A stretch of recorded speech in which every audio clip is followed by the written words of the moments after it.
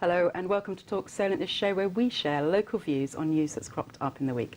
I'm Shan Robbins, and joining me in the studio is a relationship expert and author Sophie Pesson, horticulturist Pauline Jordan and voluntary sector support development worker Hayley Hamlet. And so to our first story, and I'm sorry to say another tragic event earlier in the week of a terror attack in North London where a van was driven into a group of worshippers outside a mosque in Finsbury Park.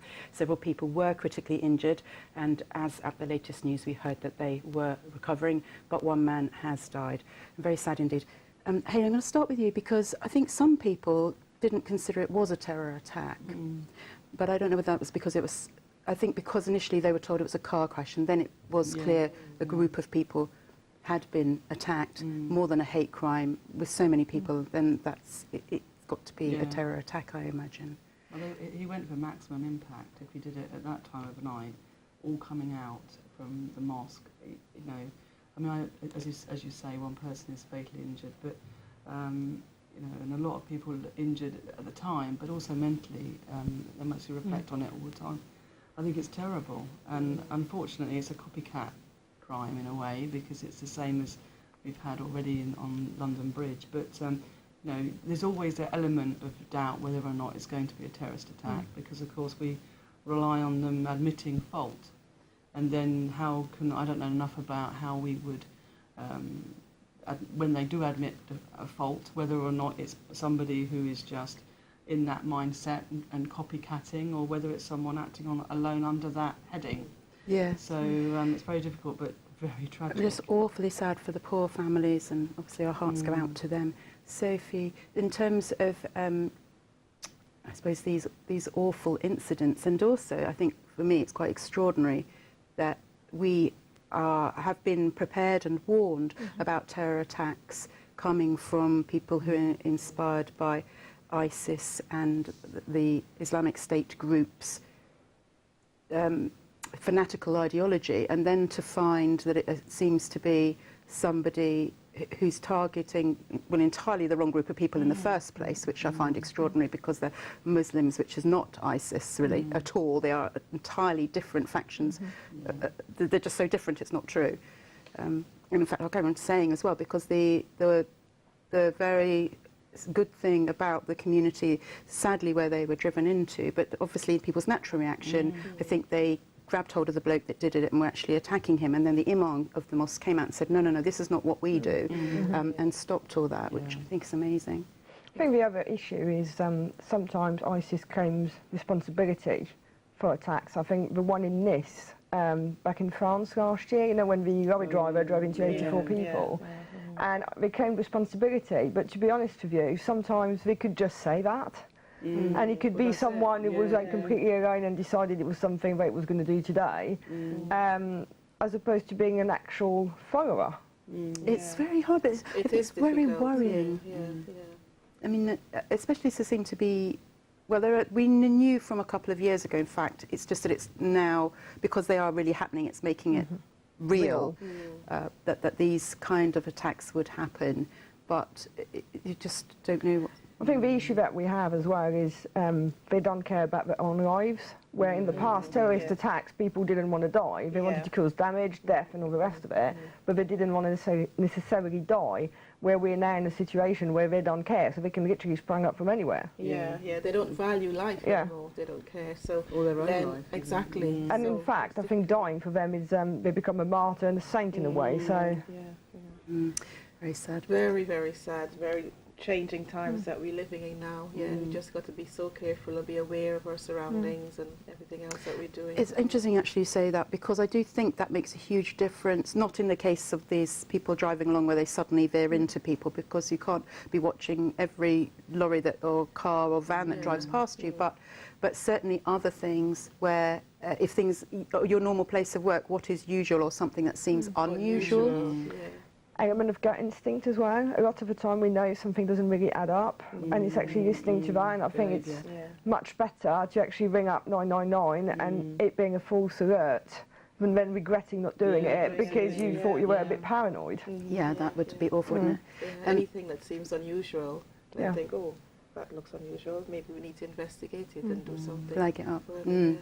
And now one of the things that there was on earlier in the week as well was a big exercise, and if you look for hashtag Grand Sim, if you look on Twitter and Facebook, there was a big major incident exercise at Southampton General Hospital, and the emergency services got together to practice if there was a car incident that had caused multiple injuries to multiple people. But the interesting thing about that came out of that, so they told me that there's an app which Hayley knows all about. So Hayley, I'm going to ask you about it because you had a chance to look. There's an app you can Yes, look at very if you, good app, to yeah. kind of pre-prepare, pre-warn yourself.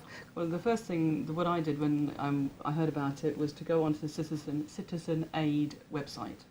And you, first of all, you watch a film of the app in use.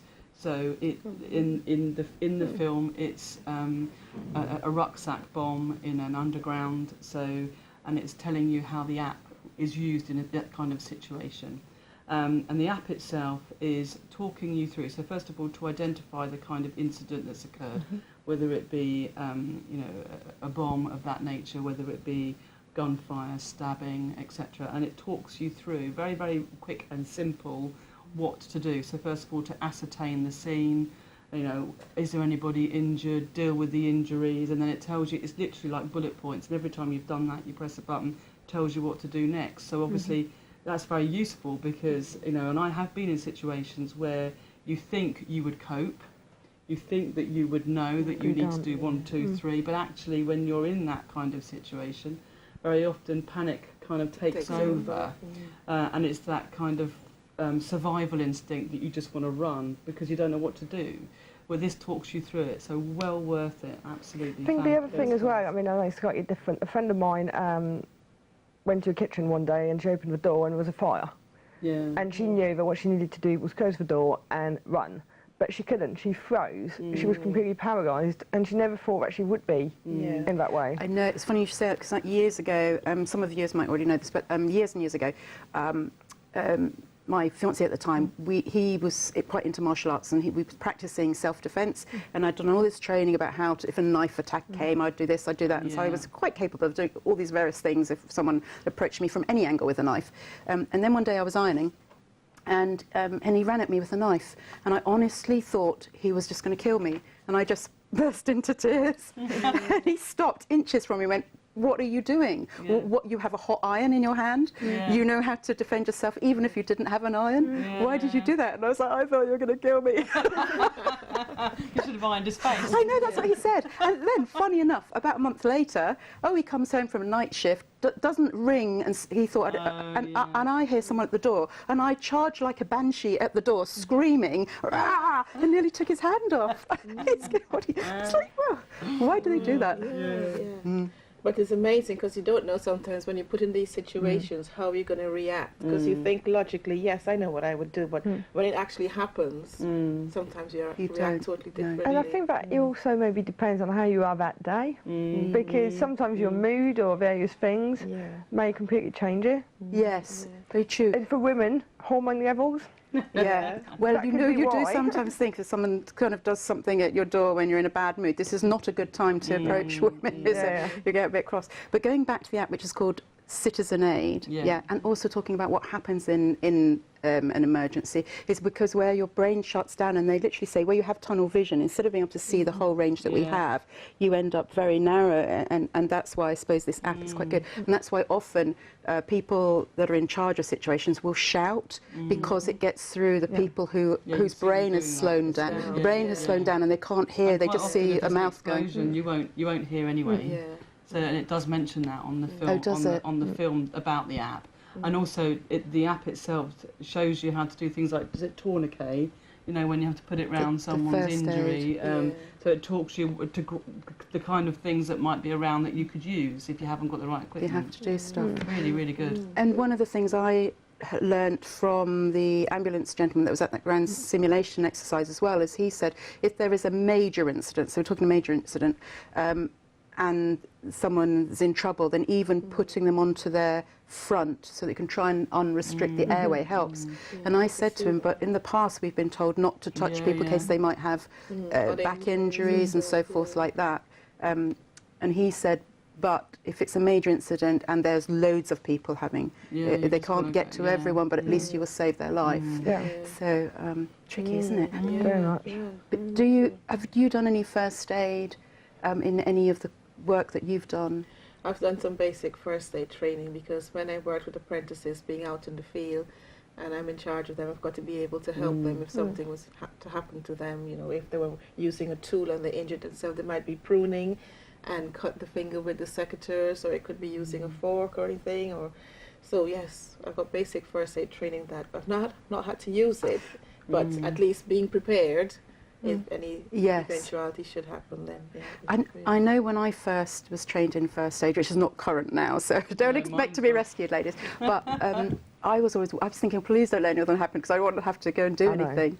Were you fine when you were doing yours? Yes, I was fine. I was quite happy to do it because I wanted to be in a situation where I can look after somebody, and even as being out in the streets, if somebody was to suddenly collapse or have a fit or anything like that, being able to help them as a citizen, I think is important. So I was quite happy to do that. So I'm going to ask, so Hayley, have you had a chance to do any first aid, learning I first did aid? first aid years ago, haven't done any recently, and I'm not a particularly patient person, so I don't know what I'd be like if somebody was actually needing me. So no, I would look for the nearest person that has done it. Sophie? I've done it as well, but mine was more of a, you know, if something happened in an office kind of first aid. But Steve did not feel overly confident because he was over a one-day course, and I just don't feel that after one day, and like a year down the line, you remember where to put the arm and the this and the that, and do anything. And the recovery positions change. that's what I mean. Yes. You know, it's one way and you learn it, and then now they go and change it. It is difficult, isn't it? And I have done hostile environment training though. Yeah, Well, first you're all aid. right today then. Yeah, we should be safe in here. If you want to let us know stories that we can be talking about, then do email us on talk@thatsolent.com or send us a tweet using the hashtag TalkSolent. And coming up, we'll be talking about events that you might be interested in, including a book launch.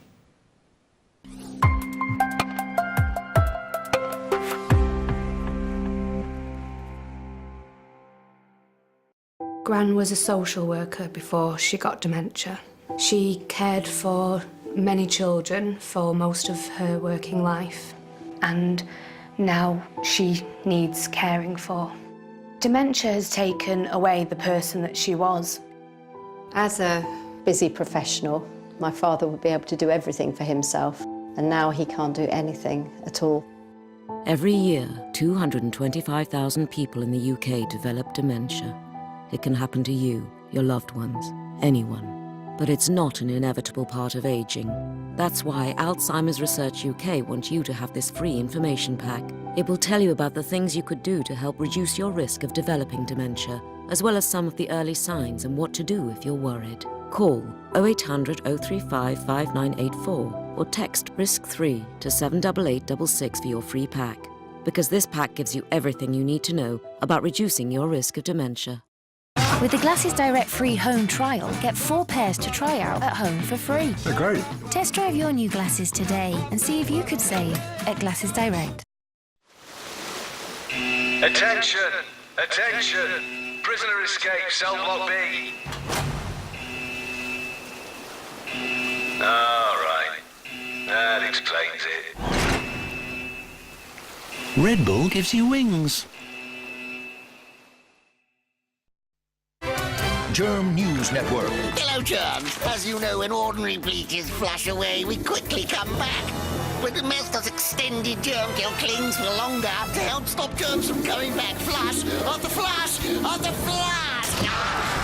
Domestos Extended Germ Kill. Nothing protects us long. This incredible beauty product appears to temporarily reverse time and leave you looking years younger in under a minute. Look at the dramatic results women like you are experiencing every day. See how Ava's eye bags were transformed in under a minute, and Diana's wrinkles disappeared before her eyes. What is the secret to these wonderful results?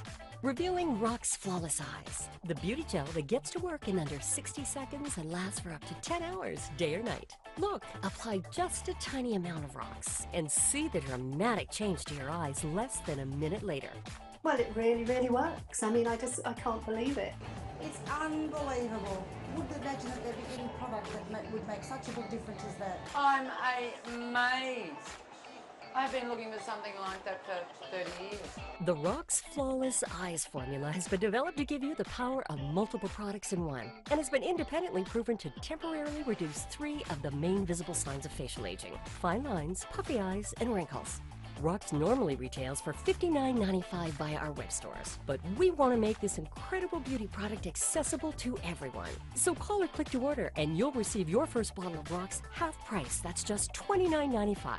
Once you've tried it, we know you'll always want to look your best. So ask our operators about special multi-buy discounts with additional savings of up to 75%. Join the Rox revolution, and you could look years younger too. Give Rox a try for flawless eyes now.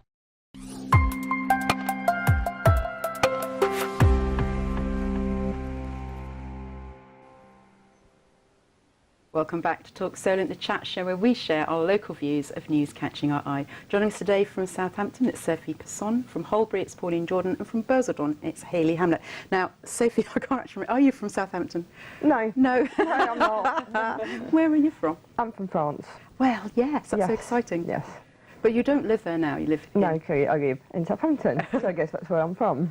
But I'm locally at the moment. I would actually like to move back to Portsmouth, but... Oh, really? Yeah, sorry. This is a big thing for whether you're Southampton or Portsmouth. Right, when I moved to England, I moved to Portsmouth, you see, and then I moved to Southampton for work.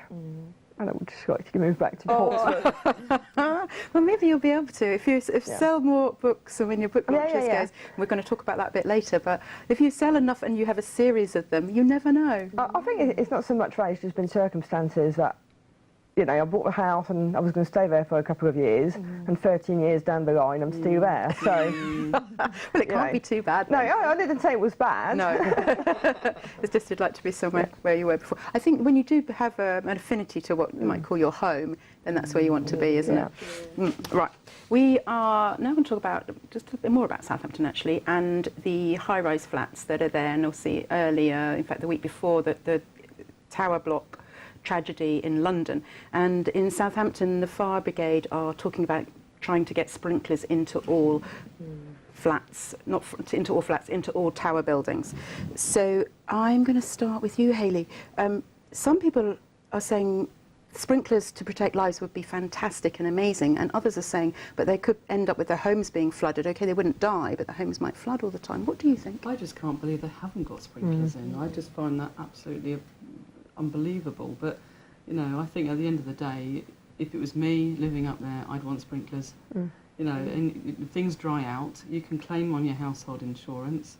At the end of the day, you're alive, and so is your family. And it would, particularly when the fire is halfway up the building or at the top, like it was in this situation, where it's very hard for the fire brigade to manage and to contain. So no doubt in my mind, but as I said, I'm stunned they haven't got them already. Pauline? Yes, I quite agree with you. I think it's important to have the sprinklers in there because, you know, with the flooding, that can clear up the water, you can clear away any damage that's done, but it's your life. You know, it's your life's important, so having the sprinklers, yes. Anything that you need to ensure the house is safe and you can protect the fire as quickly as possible, yes, certainly. Go ahead and have it, Yeah, you're all in agreement, really, aren't we? The thing that amazes me is that you have them in offices. I know. But not... In a Why would you not? No, yes, I don't understand. But what I did hear was that the tower blocks in Southampton have, I think they're called high-risers, and it's I don't really understand, so I might get this wrong, but what I was told was that they have this high-riser pipe that goes all the way through, and then the fire brigade are able to pump water into it in the event of a fire, which I think was supposed to be the case in London, and I don't actually know what the circumstances were or not.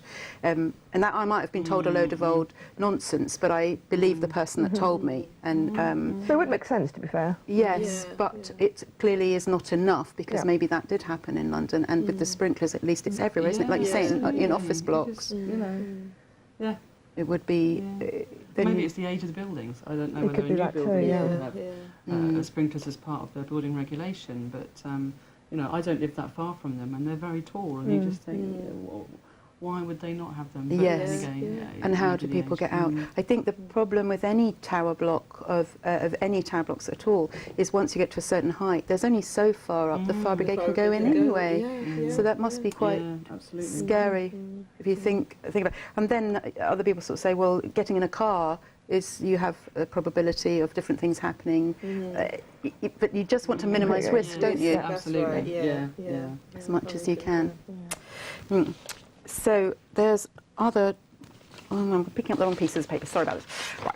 So I'm going to be waving this one at you, and this is from the police at Southampton raising awareness, in fact Hampshire Constabulary, raising awareness of a scam that happened in Southampton to an 85-year-old lady. Now, she did not get caught in the scam because the bank staff were really vigilant and realised it was a scam. And what happened was she received a phone call from someone pretending to be from the police saying that money had been taken from her account and she needed to go and take out cash from her account for it to be protected by them. And when she went to the bank, they realised something was up and stopped it, but they wanted to raise awareness that this is going on. And so one of the things they wanted is to let people know, let elderly people know that you know in the community to take real care. Frightening, isn't it? It is awful. And I read the article, and they phoned her and said that they would come round later and collect the £5,000. So bless her, that's, as you say, the bank, when she went to withdraw it, asked lots of questions. So, you know, it's really hard to believe somebody would be that gullible, but then if they're not, if they have the facts, then we're a believing society a little bit, aren't we? I was at an event this week where the police did a crime discussion. It was actually in a Stubbington area, about rogue traders, and it's a similar thing. You know, they were saying that people will knock on your door and start talking to you while their colleague is unloading the tools to do what they're talking about. So yes, yes, madam, your tree needs cutting. Well, and while you're talking, they're unloading, and before you know it, they've started to cut, even before you've agreed a price. No. And then it grows and grows and grows. So they were saying to everybody, if you do not know who is the other side of your door, do not open it. It's as simple as that. Yes. And you know, and this kind of thing, you would say, okay, can I take your name? And I will phone you back. I just want to make sure you're who you say you are. And you would phone the police department back to make sure that PC is there. And that's the other thing when they say this scam telephone calls, make sure when you put the phone down that if you pick it up again that the line is gone and you're not going through to somewhere else and stuff. But I think it's terrifying for older people because they are not able, as they get older, there's something that happens to us that we're not able to cope with so much information. I don't think it's just that though. The other day or week I was on the phone to my nan and she got distracted with something. I could hear a mobile ringing. I didn't pay attention to it to start off with, and then she kind of disappeared and she said, I'm listening to a voicemail. I'm thinking, well, do that when I'm not on the phone. But obviously she didn't, and thank God she didn't. And then she just said, I need to ring back. Some people need my card details. And I was like, whatever you do, don't ring back. Now, she's not stupid, but she's 92. And I think that after a while, they just say, oh, well, I must ring back because there must be a problem with my card. If I want my card to work, I need to ring back this number. And I said to her, but the bank would not ring you 8 o'clock at night, would they? No. Are they open? No, they're not. Well, there you go. So wait till my auntie comes down tomorrow, get her to listen to that, and then we go from there. But in the meantime, you do not ring anybody. But she said, oh, okay. You see, with elderly people, it's a different world for what they're used to back in the day, and so sometimes it's difficult to let them understand that things are not the same anymore. You can't trust everybody. You've got to be really careful and cautious.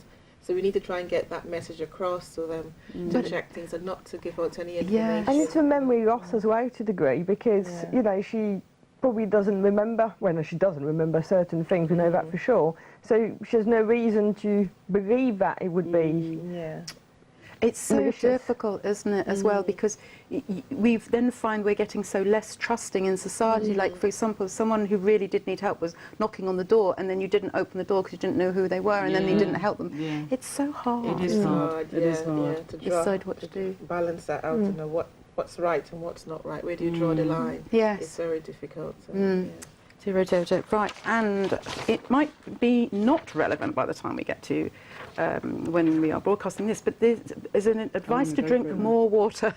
Hayley's going to drink more water immediately. And this is to do with kidney stones, actually. And apparently, in the heat, where we've had a bit of a heat wave, there's a massive chance, over 80% chance, that kidney stones will develop. Yes, well, none for me. But and we should be drinking apparently between 2 and 3 litres of water in the hot heat of the time, which you don't realise because you think that's a lot of water. Yeah, It is, yeah. It is But quite if a you lot. don't, it's going to be getting to Yeah, kidney 'cause by the stones. time you feel thirsty, you're already dehydrated. You're already doing, Yeah. yes, I heard that. You know, and you think, so actually that's quite hard to monitor, isn't So it? something I heard as well today is what you need is a little bit of Himalayan salt, because actually having salt stops you from becoming so dehydrated. Really? Yes.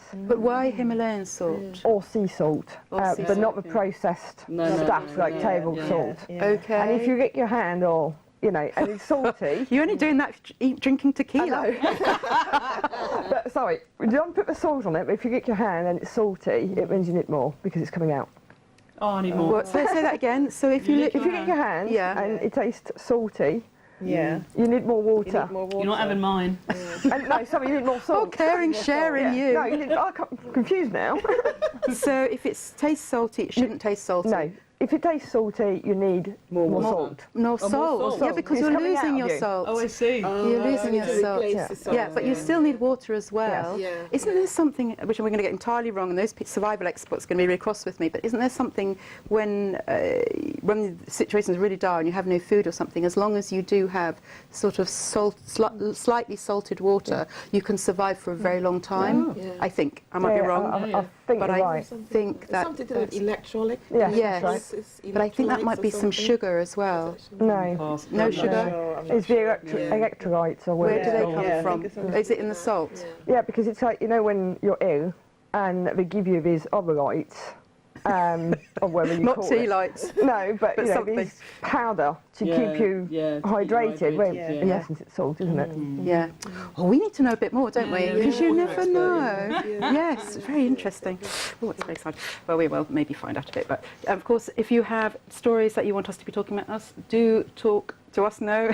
Do email us, talk@thatsolent.com, or send us a tweet using #TalkSolent if you have that news, and we'd love to hear from you.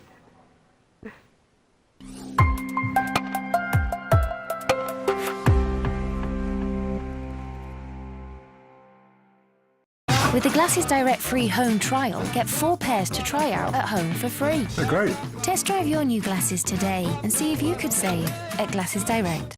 Oh, what's that? It's my new Flora Freedom. It's dairy-free. And delicious. Yeah, and all mine. New dairy-free Flora Freedom. No moo, all mmm. And I want to take out a loan, so I need that website. That fantastic website. To check out the banks and lenders to find myself a canny deal. So, why the loan? I need a new saxophone.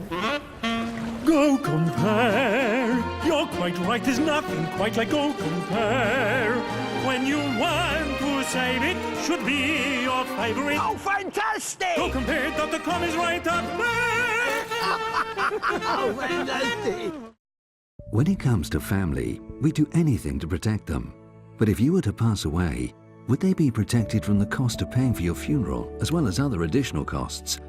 If the answer's no, then the answer's a funeral protection plan from Promise Life. A simple, affordable way to protect your family financially.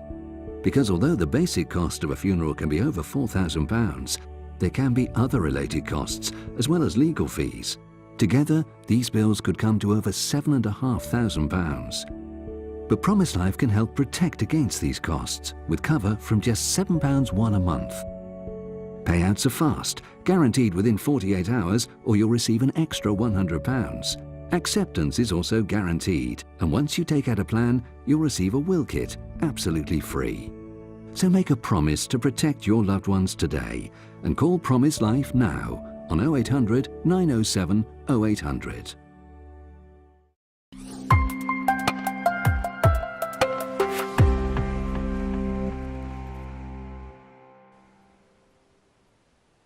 Welcome back to Talk Solent. Joining us today from the world of relationships and writing, it's Sophie Persson. From volunteering and horticulture, it's Pauline Jordan. And also more volunteering and people support, it's Hayley Hamlet. So, Pauline, we are going to start with you, and you're hoping to help make Southampton dementia friendly.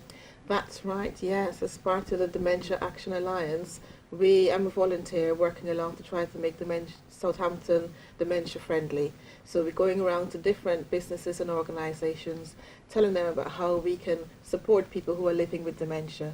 we've got a lot of elderly people now in the UK who are living with dementia, and so we need to show that it's okay. People can live normal lives up to a certain extent with it, and to take away that sort of fear and phobia of dementia. So that's what we're working to do. Over in Blackfield in Southampton, I run a dementia support group where on the third Monday of each month, members come along to have a chat. We have a speaker or an activity. So last Monday we had our activity, and that was guest assent. Which is what? What's that? So we had 10 containers with different scents. Oh, guess the scent. Yeah, the scent is in scent from herbs, so from mint, from parsley, chives. We had things like spices, aniseed. We had things like coffee, curry powder, cinnamon, different spices. So they had to work in pairs and guess the scent, write it down on a sheet of paper, and then at the end we had a discussion about each of them, and that brought back lots of memories when people used those herbs and the different scents, what it did for them, what they recall about it. So that was quite sort of, for the mind, stimulating and bringing back those stories for them. So it's quite good, quite conversational to have that, so quite good social chatting. Why did you start or get involved with that group? Because there's a lot of isolation with the elderly people in the villages, and they needed somewhere where they can come and meet and share experiences. Not just people living with dementia, but also the carers can come along as well. A chance for them to exchange ideas, what works for them, what doesn't work, and for the community to come to somewhere where they can feel valued, spend some time together, do an activity, get away from the home environment and do something different. But what inspired you personally? Personally, it's from one of my relatives, because this going back, I had a relative who was living with dementia, and when I would go to visit the relative, they were either watching TV or playing bingo. There wasn't much sort of stimulation, and so from my gardening background, I approached the manager and said about doing some gardening. And I said, you know, how therapeutic it is, because it works with the mind cognitively, it stimulates the mind, with the fine motor skills, it's quite good for that, and also socially for them to chat along. So the manager said, yes, that'd be quite a good idea to have that. So she agreed, and I went along with my tray, with the compost, and what we did some mini herb gardens, and that was amazing. The conversations that came up from that, everybody was talking about, you know, when they use chives, when they use sage with pork, and rosemary for the lamb. Sounds yummy. Yeah. Mint as well. Yeah, mint tea or mint with pims. So it was quite I was thinking of the lamb. It was quite stimulating for them, and so every time I'd visit my aunt in the care home, I would do a different session, and got me to thinking it was so empowering for these folks, and to investigate and find out a bit more about it. So I did some research on that, and I approached homes back here in Southampton, and they were quite keen for me to do that. And so that was 2 years ago. So now I've set up a social enterprise called Hortic Therapy, where myself and 2 volunteers, we deliver tabletop gardening in care homes. But that's great that it's tabletop, because that's the problem, I think, as you get a bit older, is you can't get on the ground and bend down, and you might be able to get down, but you can't get up again. Exactly. So tabletop. So tabletop, each person has a tray, so they've got their own little space that they can work. And then we do the activity, normally about a group of 10 people. So I teach them how to do different things, from mini herb gardens, planting up hanging baskets, little salad boxes, and craft stuff as well. We do like lavender bags, making lavender soap, different activities like that. And it's all theme and related to the time of year. So it's quite busy now, because it's summer, and yes, it's quite busy. Lots going on. That sounds absolutely fascinating. Because you work with a lot of volunteers of a huge variety of groups as well. Well, I support in the Fareham and Eastleigh Borough places like care homes and things to get volunteers, and they're always looking for new ways of, like the memory cafes and things like that, anything that would evoke memories and give that kind of empowerment back. I think it's a fantastic idea, and you know, one of the things that is very highlighted at the moment is combating isolation and loneliness, and we do a visitor scheme for people who would be at home otherwise, and this is a great way of getting them out from that environment, and you know, and it's quite possible. In fact, I know that we have people in the boroughs that we support who we visit who would be really keen on doing something like that, and that might be a way of the carrot leading them out of the house, getting them out, get them out, doing something that they otherwise couldn't do. So I think it's fantastic. Yeah, it does sound good, doesn't it? Going from dementia tends to affect the elderly, stuff, but going down to a younger group of people that sometimes are not isolated, but people that are on their own or single. And Sophie, we're going to talk about your book, because you have got a book I have, yeah. that is having a launch, and it isn't just about single people, it's couples or self-help. I think that the thing is, it's called The Guide to Better Relationships with Others and Yourself, and whilst I do concentrate on single people and maybe marriages who are not working so well anymore, it's actually to help any kind of relationship, because even a good marriage could always be improved. It's about learning how to keep the flame going and how to make sure, you know, you're both happy and grow together, as opposed to in different ways.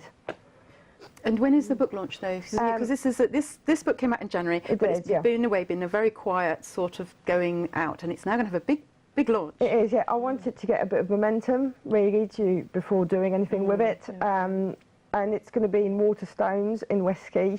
It's next Wednesday on the 28th, and it's between 6:30 and 8:30. 28th of June. And when you're going to be signing the books? Yes, that as well. Yeah. Wow. And there's going to be nibbles and drinks and goodie bags and stuff like that, yeah. The only thing I ask is if people do want to attend, that they register, and all they've got to do is go on Eventbrite and type your other half and they find it, sort of thing. Presumably it's free, just to let you know how many people are coming, so you get the catering right. That's right, yeah. Or stand there with just you and your book.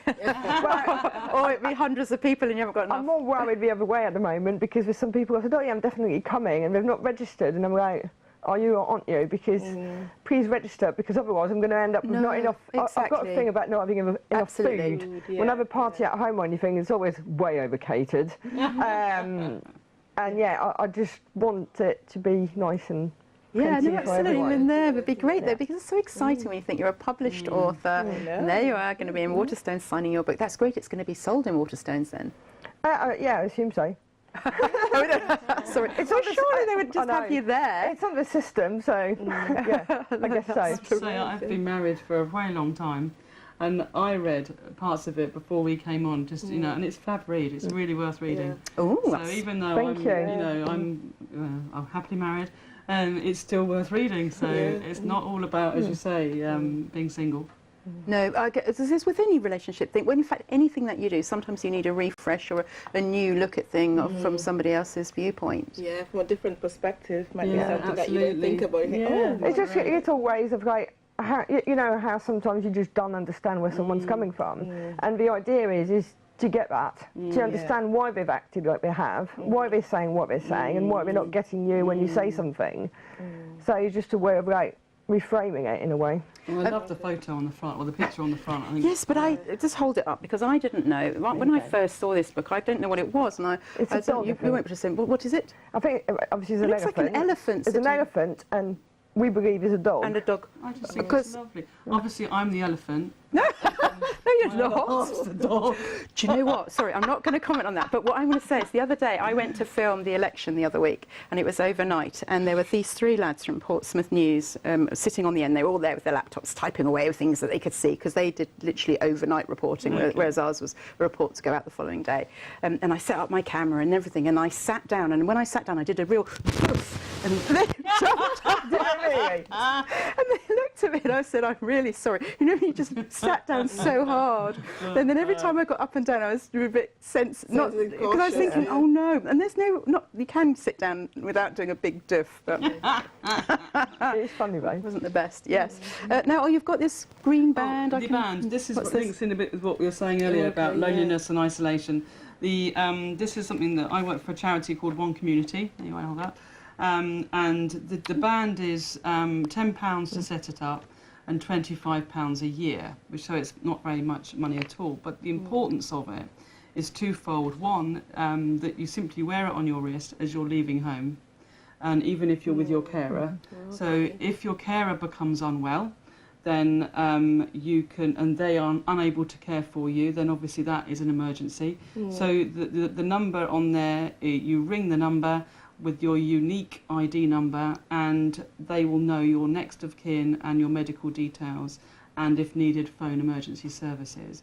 But also, it's equally useful for people with dementia or people who get confused, who are on their own, and people who have mobility scooters where their battery might run out, anything of the above, really. And what we're finding, actually, more than the people themselves buying it, is that family are buying them and saying, please wear this because I'm worried when you go out. Gives you peace of mind, doesn't it? Exactly. And it's even very fit people that our families are saying, just wear it in case anything happens to go wrong. So, so if anybody wants to find out any more information, if they obviously email yourselves, you'll pass my details on. But so it's called, but the scheme is called Helping Hand. What is it called? The scheme is called, it's just called a wristband. It's it's just called a wristband, that's it. Someone's going to phone us up and say we want to know about the wristband, and we're going to forget. So it's a one community wristband. One community wristband. And it's a unique number to the individual. So all that information is stored there. in a database. And they look stylish, come on, let's be honest. Sophie, what do you think? If you were older or you had someone that might need some care? I think it's a great idea. Such a simple idea, isn't it?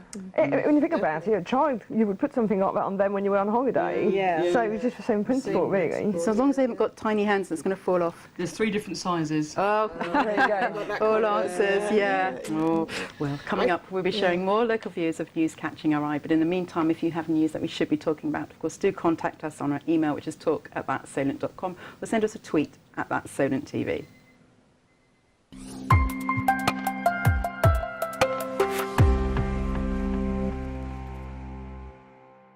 During difficult times, it's good to know that Bupa Health Insurance is there for you and your family.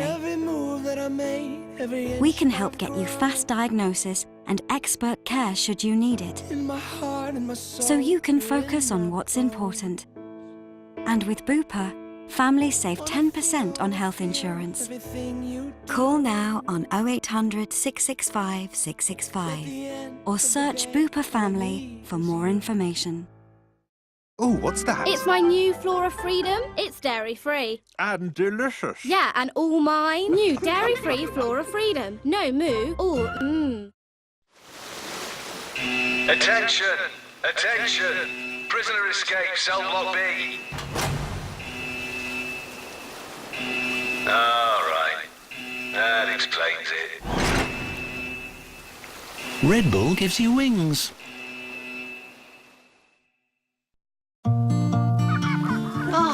Lavender and lino. What a fight! Kaplunk. And of course, complete privacy. Thanks, Mum, for the best memories ever. I wanted to do something special for your birthday, so I made you a Moonpig card. I only ordered it yesterday. Happy birthday, Mum. Order by 7 p.m. and we'll post it that day. Moonpig.com. When it comes to family, we do anything to protect them. But if you were to pass away, would they be protected from the cost of paying for your funeral as well as other additional costs? If the answer's no, then the answer's a funeral protection plan from Promise Life. A simple, affordable way to protect your family financially.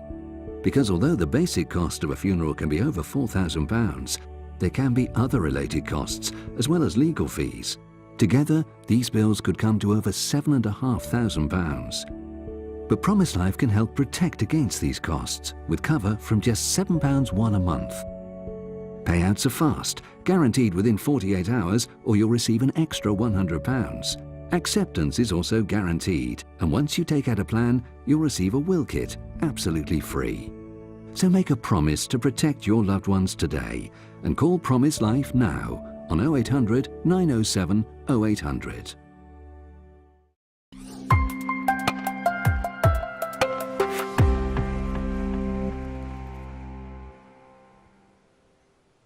Hello and welcome back to Talk Solent. Joining me today on the sofa, it is Sophie Passon, Pauline Jordan and Hayley Hamlet. And my very many congratulations, indeed all our congratulations to the youth team of Land Rover Bar. They did fantastically well over in Bermuda where they won in the Youth America's Cup. That's the Red Bull Youth America's Cup. So fabulous. Well done.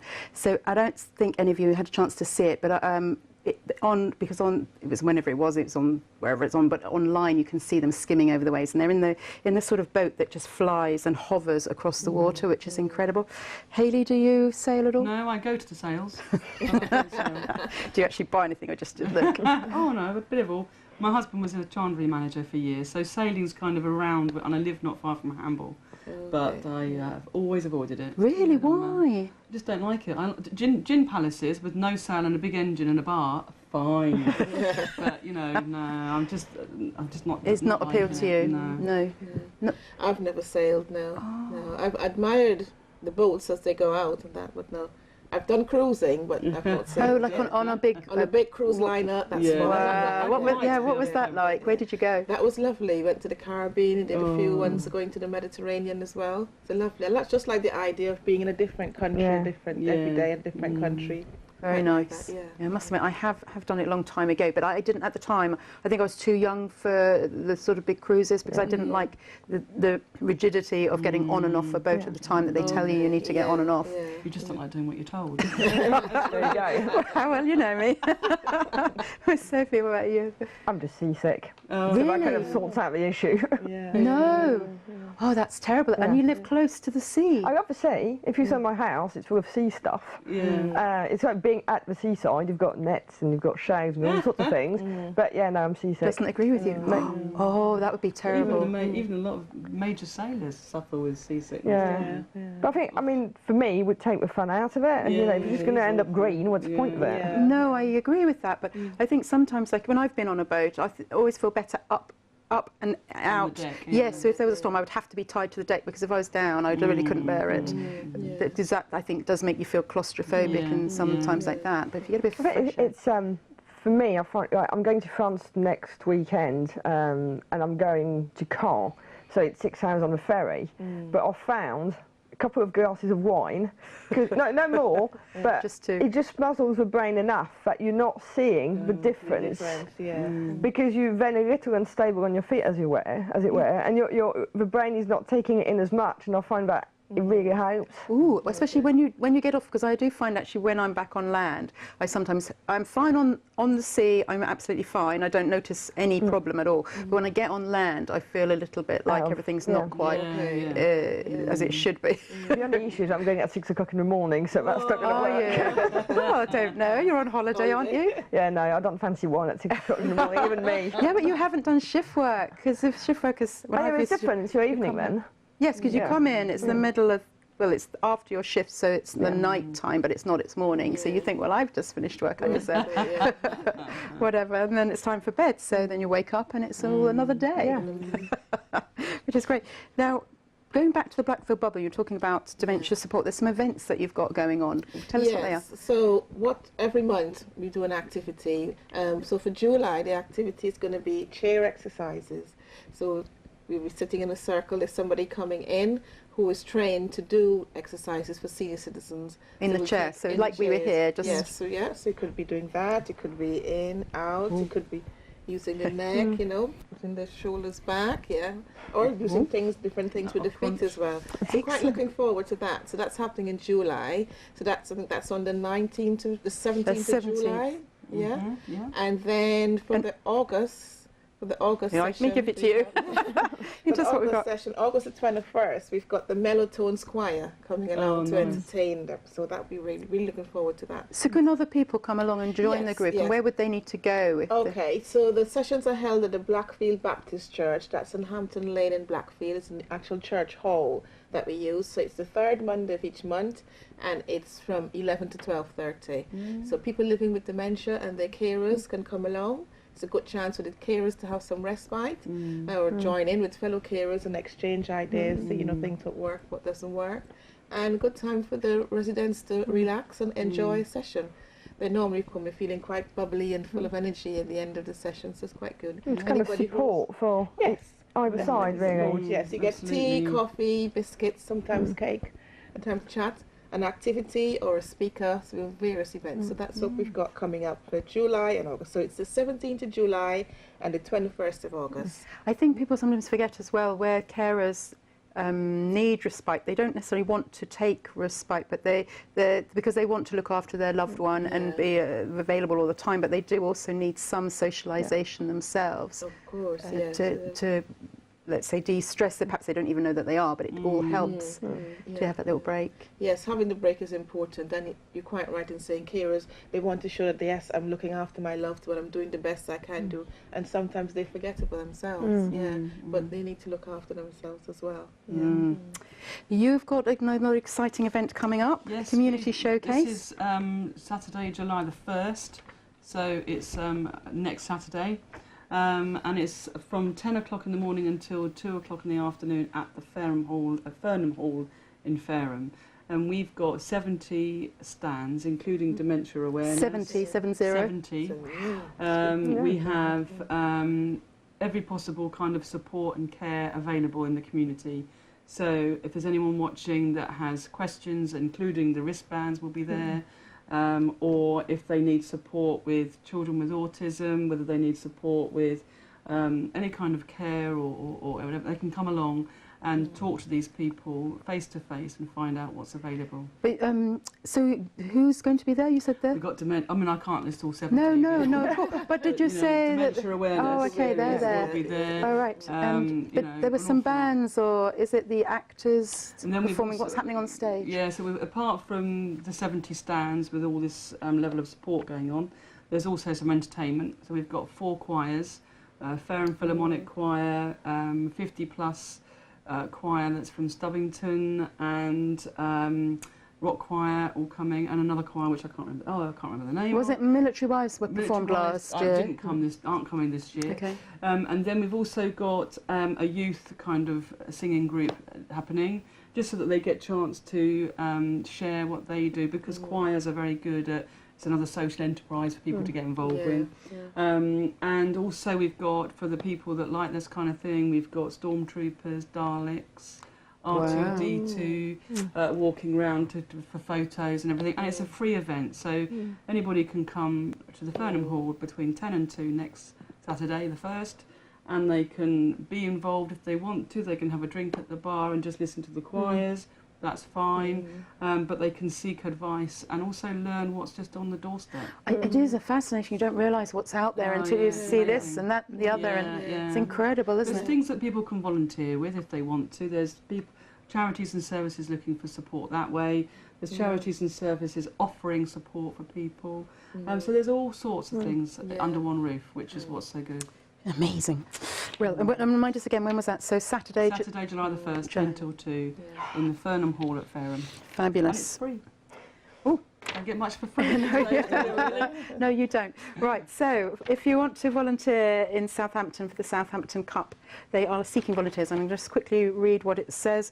So the Southampton Cup starts in August, and they're looking for the 5th of August and the 12th of August. And if you want to help with that, then you need to email Southampton FC. Because they just need some volunteers to do a few bits and bobs. There's a great long list, so I'm not going to read really the list. That's a really good one to put on your CV, because everybody will know Southampton Football Club. So even youngsters who want to volunteer just for the event, they can write it on their CV. Yes, so it's a good idea, actually. It's experience in a way, isn't it? Adding skills to your skill set. Brilliant idea. Contributing to the community. Yeah, absolutely. Because you do assessments for youngsters, don't you? Do that to an NVQ level for the council? That's right, yes. We, for Groundwork South, we do NVQs in horticulture, and we also do entry into horticulture. So if you're just starting up and you're thinking about working in horticulture, we do courses for that as well. And that's based in Eastleigh, Which is great, and I guess so when you've got people with different skills, it's nice to see what extra thing they've done, I guess, for volunteers. They do more. Do you do any volunteering? You probably don't have time, do you? No, I used to. I used to be a trustee in the local community centre, but at the moment I've had to put that on hold because I haven't got time. So all of community centres across the whole of the borough are crying for volunteers, crying out for trustees and secretaries, and this is a minimal amount of time that you give, but maximum amount of community development, connection and involvement. Absolutely crying out for it. That's a shame. So if anybody wants to do anything like that, come and see me next week. I know, and if not, they know you're all from one community. With hortic therapy, the social enterprise that I run, we're also looking for volunteers. So if there's anybody that would like to help with tabletop gardening with senior citizens, brilliant, then they can come along and help you do that. Yeah. Which is great, because volunteers live longer. Oh yeah. So now, this is Young MacDonald Had a Farm. So many of you may remember the old tune, Old MacDonald Had a Farm. Hayley, are you interested in doing a little? Old MacDonald had a farm, E-I-E-I-O, and on that farm he had a... Whatever. I don't know. Something, but that's how it goes. Well, I've read this, so I know. So, Sophie, you don't know that because you're from France, so you didn't have. I didn't get the pleasure of that. I was impressed. No rehearsal, and there we had a relatively in the tune-ish thing. So this is someone's rewritten Old MacDonald into yo yo yo, on that farm she had a drone, yo yo yo, she flew it here, she flew it there. And the reason is that they're saying that the Old MacDonald makes people think of old farmers, and actually it's so different now. But you had a chance to read this. What did you think? One of the sentences was and on that farm she had a tractor, yo yo yo yo yo, with the latest technology. It is driverless. Driverless, sorry. And I was like, this is really confusing. If you're about 3 and you're just being sung to it by your mum or dad. The GPS. It's a bit too wordy. And too complicated words. There's no animals, I don't think. Oh, that's the fun of it. About technology and no animals. You're supposed to go with a moo-moo here and there, and you can't. Because you can use the sounds, and the children can associate the words with the sounds. Yes, exactly. As opposed to GPS. Wow. Well, I'm very impressed that you did that for us, Hayley. Thank you so much. And that's all we've got time for. My very many thanks to today's guests, Sophie Pesson, Pauline Jordan and Hayley Hamlet. And Talk Salient returns next week. Goodbye for now.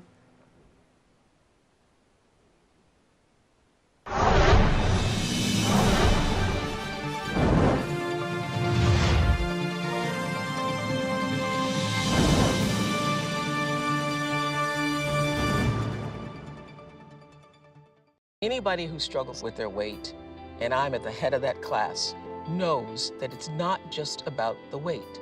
It's about something bigger. You've been fighting with the wrong tools. You've been looking in the wrong direction.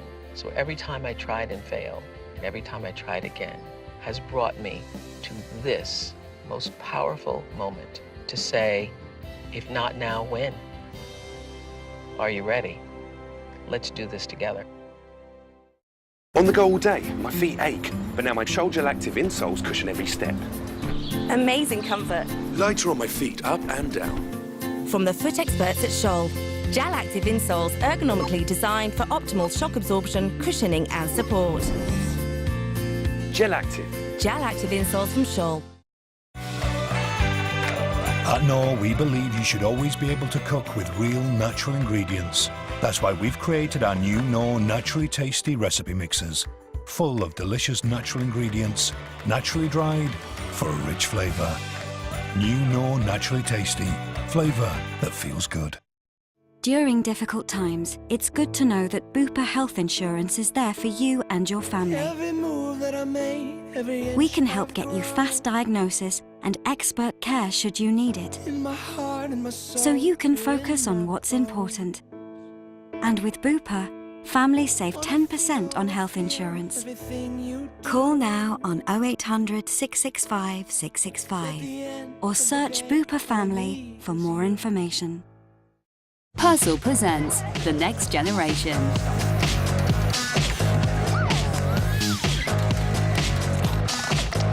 Stains today will help them get ready for tomorrow. Persil removes tough stains like tomato sauce, even in a quick wash. Persil, dirt is good.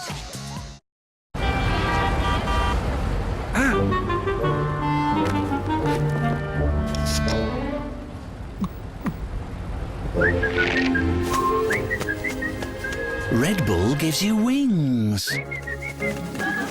But that's not really a secret anymore.